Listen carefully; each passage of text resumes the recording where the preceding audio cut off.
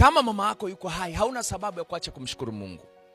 Tuko akina sisi toka tuzaliwe hatujai kukaa karibu na mama. They are passed away. Tunatamani mama yako angekuwa ni mama yetu kwenye hii dunia. Yani mama yako ndio mtu pekee ambaye atakubaliana na madhaifu yako. Umezaliwa mlemavu, mama atakuwa na wewe. Umefeli, mama atakuwa na wewe.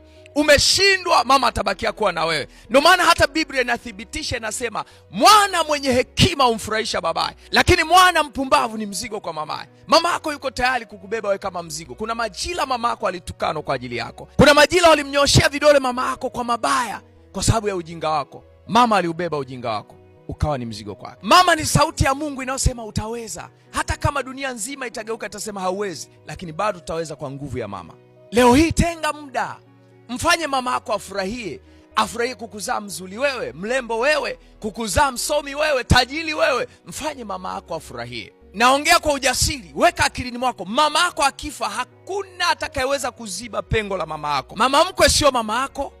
Mama yako mdogo na mkubwa sio mama yako. Mama wa kambo sio mama yako. Na ukitaka kuamini ninachokiongea, ugua kwa muda mrefu, jisaidie hapo hapo, alafu utakuja kuona haya yanayoongea kwamba yana ukweli kiasi gani.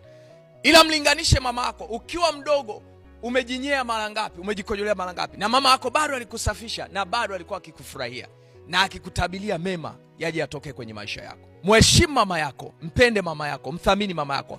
There is no one like your mother.